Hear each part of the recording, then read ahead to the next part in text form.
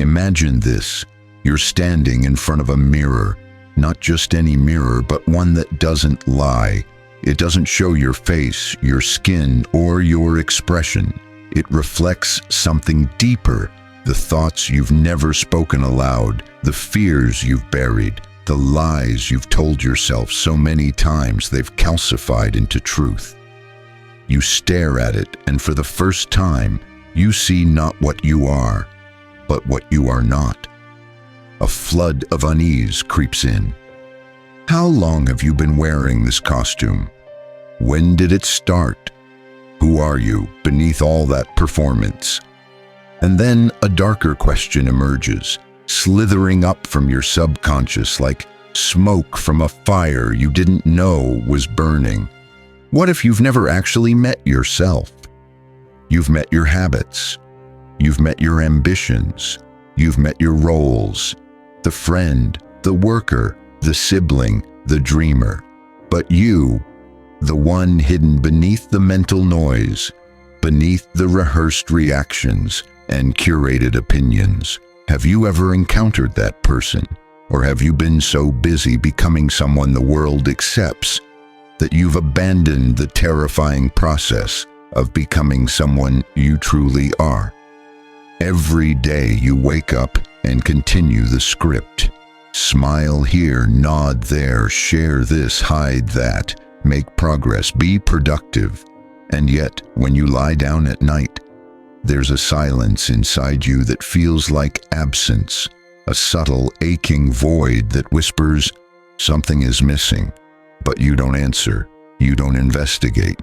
Instead, you scroll, you distract, you comply. Because self-knowledge isn't comfortable. It isn't affirming. It destroys before it reveals. There's a reason most people never truly know themselves. Not because they can't, but because they won't. Why? Because knowing yourself means risking everything you think you are. It means questioning the voice in your head that sounds like you, but may actually be your father, your culture, your trauma, your fear. It means pulling at the threads of your identity until the whole thing unravels, and standing in the ruins of your false self, not knowing what, if anything, will remain. It means asking questions with no easy answers, like, what if everything I believe about myself was chosen for me before I could even speak? What if my greatest achievements are compensations for wounds I've never healed? What if my idea of happiness is someone else's survival mechanism passed down like a cursed heirloom? You may feel like a conscious being navigating life with intent, but what if you're more like a ghost inside a machine, reacting instead of choosing, mimicking instead of originating? The philosopher Søren Kierkegaard once wrote, "The most common form of despair is not being who you are." But how would you even recognize your own despair if you've mistaken it for normalcy? This isn't a question of intelligence. Some of the brightest people are the most skilled at constructing elaborate versions of themselves to protect against the truth. This isn't about success either. Many high achievers climb entire mountains only to realize they were on the wrong one. This is about the quiet war between who you are and who you were taught to be. And the tragedy is, most people lose this war before they even know it started. They trade authenticity for acceptance. They sacrifice inner truth for external validation. They wear personalities like armor, forgetting they're slowly suffocating inside. But here's the real paradox, the terrifying contradiction. You are the only person you will never fully escape, and yet you may never truly meet. You will shake hands with thousands of people in your lifetime, laugh at their jokes, share secrets, make love, make war, start families, build careers, but the one person you'll spend every second with, yourself, may remain a stranger, watching, imitating, pretending, dying in slow motion. So the question isn't, do you know who you are? The real question is, what are you willing to lose in order to find out? Because make no mistake, something will have to die. The mask, the myth, the mirror.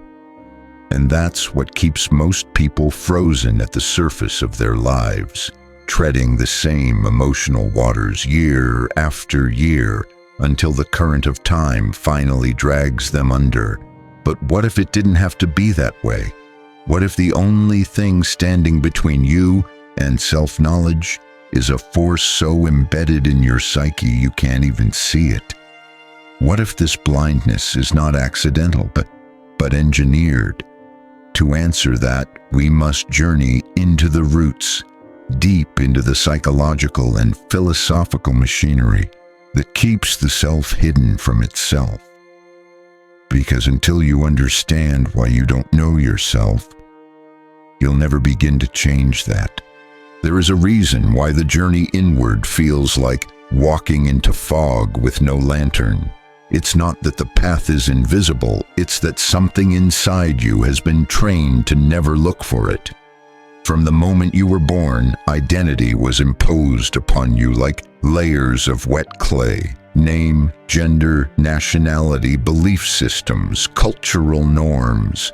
Before you took your first voluntary breath, the world had already begun sculpting you into someone it could understand, categorize, and control. You didn't consent to this shaping, you absorbed it. And here lies the hidden problem. The self you think you are is, in large part, a story someone else began writing. As a child, you learned that some feelings were good and others bad. You were rewarded for obedience and punished for authenticity. You quickly realized that to be loved, you had to be edited, polished, predictable. So you split. Not physically, but psychologically. Carl Jung called this the creation of the persona, the mask we wear to interface with society. But behind it lies the shadow, the parts of ourselves we were told to hide, the rage, the desire, the confusion, the hunger for truth that might upend everything. And as the persona strengthens, the shadow grows darker, more powerful, more estranged. This internal divide creates a false sense of identity, one that keeps us functional but not whole. The result? A disconnection so subtle and total that most people don't even realize they're living behind glass. Jean-Paul Sartre would say this is bad faith, living as though we are objects in someone else's narrative rather than free beings capable of defining ourselves. But bad faith is comfortable.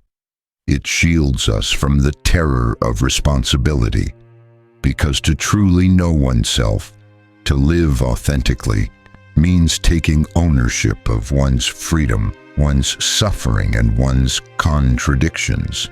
And humans are profoundly allergic to contradiction. We crave consistency even if it's a lie, even if it means believing we are good people while denying the cruelty we are capable of, even if it means calling ourselves independent while outsourcing every opinion to the herd. Arthur Schopenhauer suggested that much of human behavior is driven by the will, a blind, irrational force that acts beneath our consciousness. We think we're rational agents, but most of the time our so-called choices are compulsions wrapped in justification. You didn't decide to fall in love, to fear rejection, to resent your parents. Those things happened to you, and you wrapped narratives around them after the fact. You tell yourself you are who you are. But what if who you are is merely a survival strategy? You learn to be funny to distract from pain. You became ambitious to prove your worth. You played small because being seen felt dangerous. You said yes all the time so you wouldn't be abandoned. Is that selfhood, or is it adaptation? Even Viktor Frankl, who saw humanity at its darkest during the Holocaust, argued that meaning is not something we find, it's something we create in defiance of suffering. But you cannot create meaning if you do not know the raw material of your own psyche. You cannot choose your path if every step is a reaction to wounds you've never named. And so the trap tightens, because the world doesn't reward authenticity, it rewards performance. It doesn't nurture self-exploration. It sells identity kits, political tribes, social media aesthetics, belief packages, algorithmic personalities. You're not asked to be, you're asked to appear. And so you become fluent in mimicry. You learn to emulate confidence. You rehearse opinions. You curate your soul into a profile. And all the while, something in you watches silently. The true self, unimpressed, unafraid, undistorted, remains locked beneath layers of mental conditioning, waiting for you to come back. But few ever do. Because here's the dark mechanism at work. The more lost you are, the more accepted you feel. You become what people expect. You say the right things, believe the acceptable lies, achieve what looks like success. And every time you are praised for this constructed self, the real you fades further away, like a ghost in the corner of the room. And yet it haunts you, in the quiet, in the loneliness. In the moments when the script falters and you find yourself staring at the ceiling at 2 a.m. wondering, why does none of this feel real? Because it isn't. It's a beautifully painted cage. Aldous Huxley warned of this in Brave New World, a dystopia not of pain but of pleasure, distraction, and conformity. The greatest threat to self-knowledge is not oppression, it's sedation. You are not being silenced by force, you're being lulled to sleep by comfort, entertainment, and the illusion of choice. And the longer you stay asleep, the more alien your real self becomes. You stop asking questions, you stop listening inward, you stop wanting the truth because lies are easier to live with. But truth doesn't vanish, it waits. And when it finally surfaces during trauma, heartbreak, failure, or death, you may find yourself facing a terrifying realization. You have lived a life tailored to the expectations of others, and in the process lost access to the only thing that was ever truly yours, your own essence. But how deep does this rabbit hole go? We've seen how psychological splits and philosophical denial keep us fragmented. But what happens when this fragmentation is not just personal, but systemic? What if your very culture, your neurological wiring, and your habits are conspiring to keep you asleep? To answer that, we must follow the fracture lines further, into the unseen consequences shaping your thoughts, emotions, and reality itself. Let's go deeper. Imagine waking up every morning with a subtle unease you can't name. You brush your teeth. You get dressed. You smile at your reflection, or at least the version you've learned to tolerate. The day goes on. You play your part. You answer emails. You laugh at jokes you don't find funny. You scroll. You nod. You pretend. And all the while, something inside you whispers, "This isn't it. This can't be it." But you silence it, because if you listened, really listened, you'd have to unravel everything. What you're experiencing isn't unique. It isn't random. It's systemic. The unseen consequence of a life lived in exile from the self is a low-grade existential sickness that infects everything: your work, your relationships, your joy, your very sense of aliveness. Psychologists call it cognitive dissonance, the tension that arises when your actions contradict your inner truth. But what happens when you no longer even know what your truth is? When your dissonance becomes your default, you adapt. You rationalize. You mistake anxiety for ambition. You confuse validation with connection. You chase pleasure thinking it will silence the hollowness. But pleasure is not fulfillment. Stimulation is not aliveness. You become addicted to noise, not because you enjoy it, but because silence would reveal too much. Every scroll, every swipe, every mindless binge is a ritual of forgetting, a way to avoid confronting the terrifying possibility that the life you're living is not your own. And society is built to reward this avoidance. The economy thrives on your self-alienation. If you truly knew yourself, would you buy half the things you do? Would you compete for trophies you don't care about? Would you chase careers that slowly erase you? The advertising industry doesn't target your wisdom. It targets your insecurity. It doesn't ask, "Who are you?" It tells you you are not enough unless. And so you become a consumer of identities. Try on this ideology, that lifestyle, this diet, that belief. And each time you swap one for another, you call it growth. But real growth is not adding layers. It's shedding them. Meanwhile, your nervous system keeps score. Neuroscience shows us that prolonged identity suppression leads to chronic stress responses. The body interprets inauthentic living as a threat. Your cortisol rises, your sleep worsens, your digestion suffers, your immunity weakens. You're not just emotionally disconnected, you're biologically inflamed. And still, you push forward. Because pausing would mean asking the one question you've been trained to avoid. What if I'm not who I think I am? This disconnection doesn't just live in you, it multiplies through culture. We become entire societies of performative selves, all echoing each other's borrowed ideas, all quietly dying of authenticity starvation. We build relationships from our masks. We parent from unresolved trauma. We vote from tribal fear. We spiritualize bypassing and call it peace.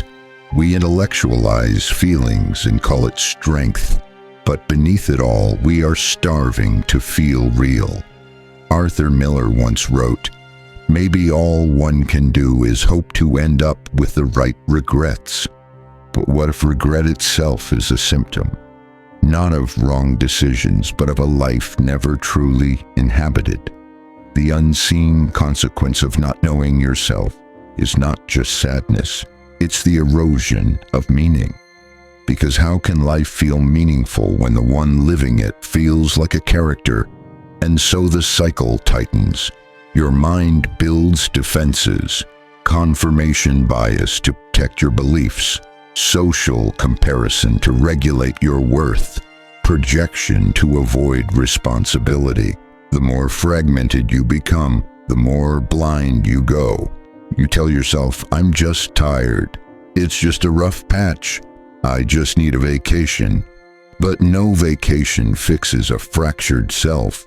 You can't outrun your own absence.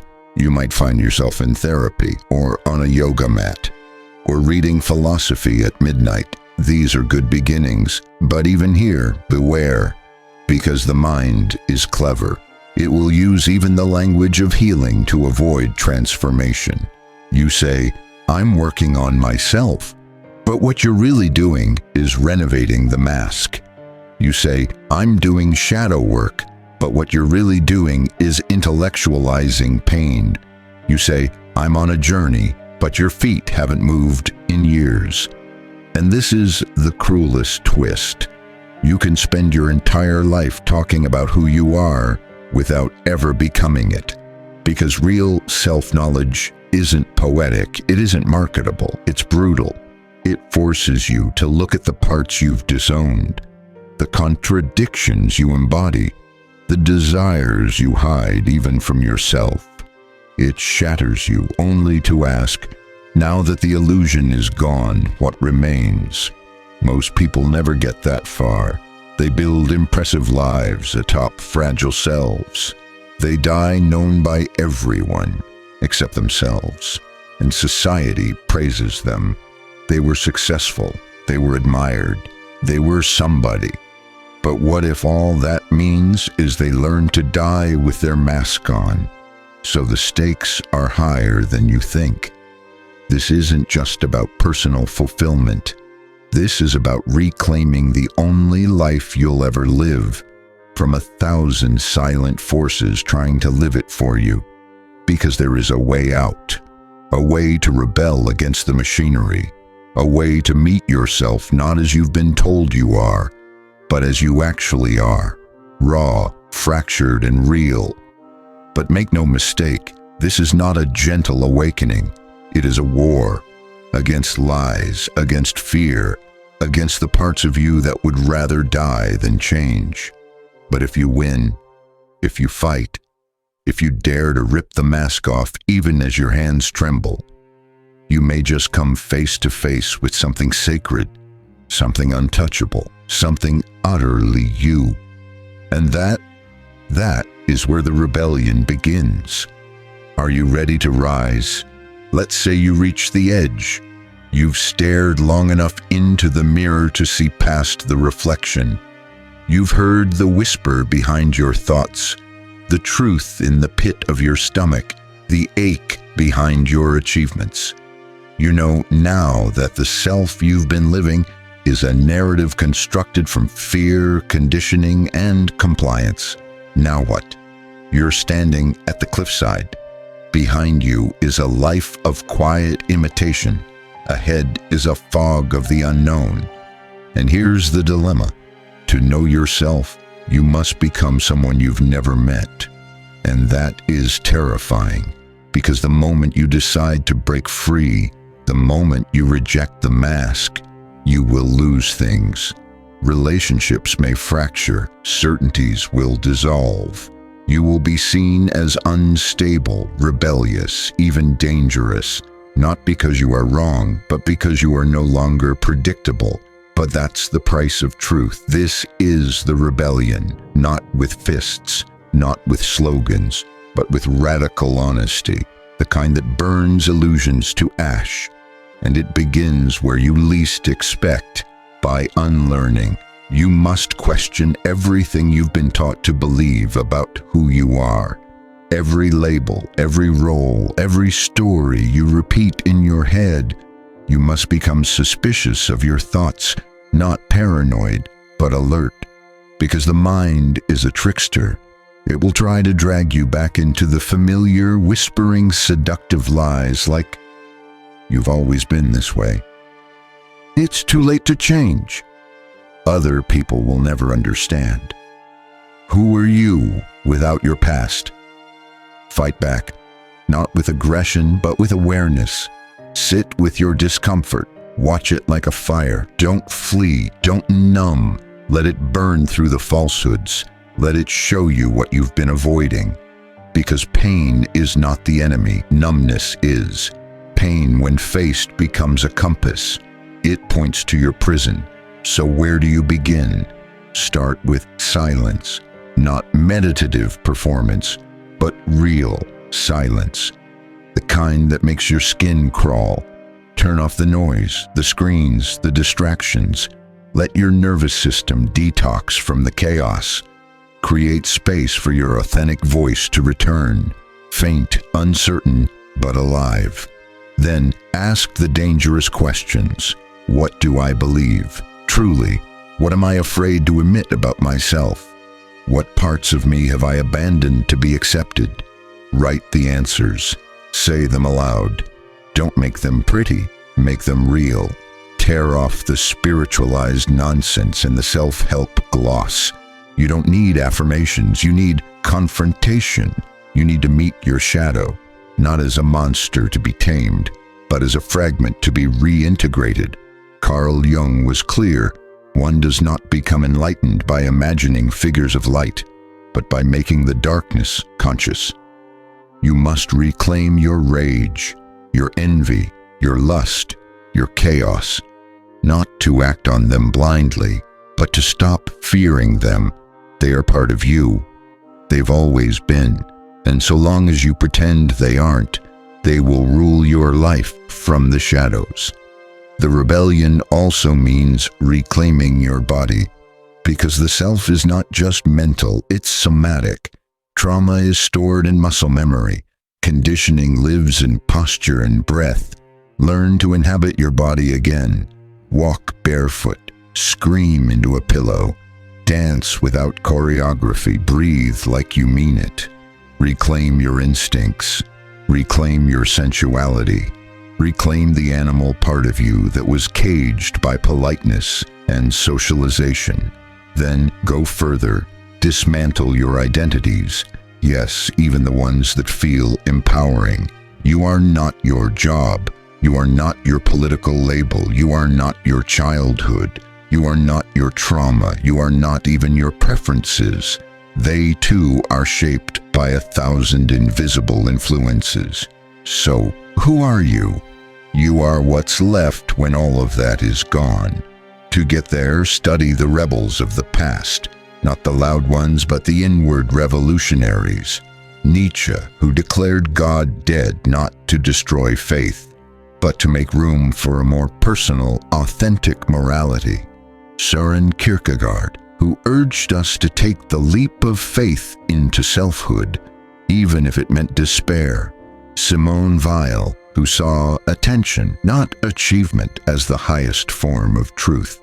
Lao Tzu, who taught that knowing others is intelligence, but knowing oneself is enlightenment. These thinkers weren't just philosophers. They were existential warriors. They didn't live by inherited truths. They lived by the fire of their own questioning. Now it's your turn, but beware. Even freedom becomes a trap if it becomes another identity. You must learn to let go again and again. Every time you think you found your real self, question it. Because the self is not a static entity, it is an unfolding. To rebel is not to arrive. It is to walk a path with no destination, only depth. It is to evolve, even if that means shedding who you were last week. It is to stop asking, who should I be? And start asking, well, what am I afraid to become? And here's the paradox. The more you dismantle who you thought you were, the more you become who you actually are. You don't need to add anything. You don't need to become someone new. You need to remember the ancient primal truth of your being, the you that existed before programming, before pain, before performance. This isn't easy. It's not meant to be. You will lose people. You will lose illusions. You may even lose your mind for a while. But what you'll gain clarity. You'll gain depth. You'll gain the unshakable peace of someone who is no longer pretending. You'll move through the world differently. Not louder, not bolder, just realer. And people will feel it. Some will be drawn to you. Others will recoil. Let them. You didn't come here to be liked. You came here to be true. So burn the mask. Say the hard thing. Stand in your nakedness. And when the old voices come, whispering that you're lost, smile and say, no, I'm finally free. Because this is not a breakdown. This is a breaking open. And you are just beginning to see the world, not as you were told it is, but as it actually is. Which brings us to the final, most radical truth. Are you ready to see it? Shall we continue? What if you've spent your entire life standing in a hall of mirrors, each reflection slightly distorted, some flattering, others cruel, but all of them false? You've walked through this maze for years, trying to fix the reflection instead of leaving the room. You've called it growth. You've called it finding yourself. But what if there's nothing to find? What if the self you've been searching for doesn't exist? Not in the way you thought. What if the ultimate truth is not that you must become someone, but that you must realize you've never been someone in the way your mind has imagined? This is not nihilism, this is liberation.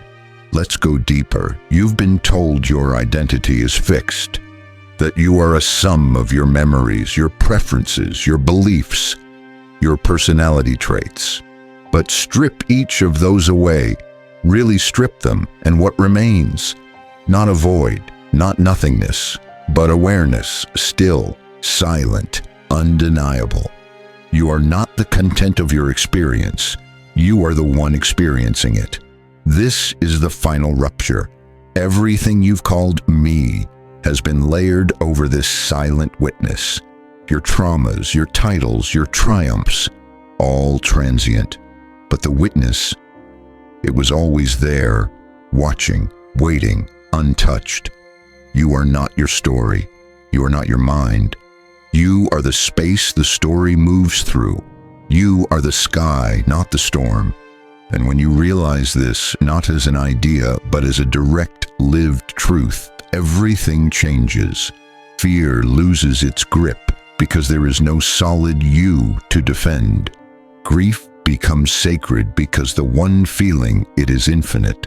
Even death transforms, not as an ending, but as a dissolving back into what you always were. You are not a person having a spiritual experience. You are spirit momentarily experiencing personhood.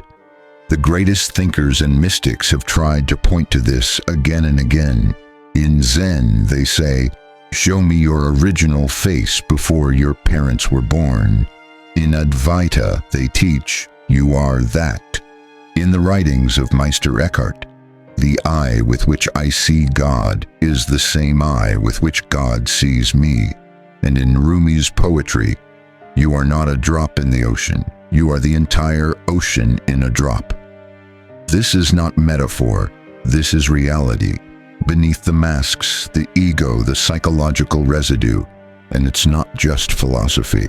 Neuroscience hints at it too. Our brains construct the self as a model, an interface. Not a fixed entity, but a simulation to help us navigate the world. This means the ego isn't you. It's your user interface. Helpful, yes, but not real. The thoughts in your head, they're not you thinking. They're thoughts happening.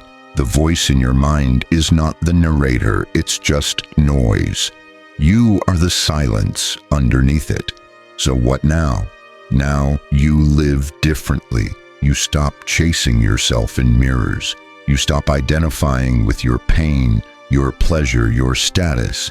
You stop needing to prove, to defend, to construct. You begin to live from the core, from presence, from the silent knowing that you are and that is enough. And ironically, only when you stop trying to be someone do you become fully alive. Because now your actions are no longer about performance. They are expressions of truth. You don't speak to impress. You speak because silence asked for a voice. You don't love to fill a void. You love because love is what you are. You don't create to gain worth. You create because creation flows through you like breath. You are no longer a noun. You are a verb. A living, breathing happening, and it is beautiful. What changes when you know this? Everything.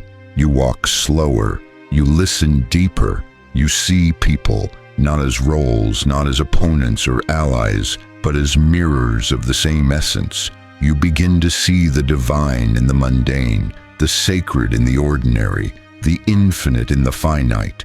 Pain still comes, but it no longer defines you.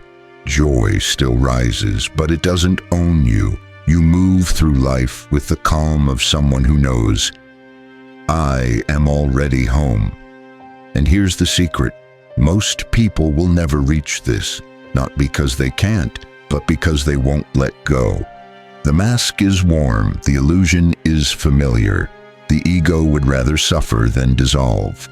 It clings to identity because identity gives it control, safety, but safety is a cage. To wake up, to truly wake up, is to trade safety for freedom. It is to die before you die, so you can finally live. And the cost? everything you thought you were, but the reward, everything you truly are. So look in the mirror one last time. Look deeply. See the layers, the roles, the wounds, the wins, the words. Then look behind them, past the form, past the face. And if you're quiet enough, still enough, empty enough, you'll feel it. Not an answer, not a conclusion, but a presence, a pulse of aliveness that says, I am. That's it. That's all you've ever needed to remember. Because once you touch that, really touch it, your life ceases to be a search and becomes a surrender. You stop striving to know yourself. You begin being yourself, not as a concept, not as an identity, but as presence, as truth, as life, unfiltered. And in that moment, you'll understand. The self you were chasing was never missing. You were simply looking in the wrong direction. And that changes everything. Now go, not to become, not to prove, but to live with nothing to protect, nothing to hide, and nothing to lose. Because you have already arrived.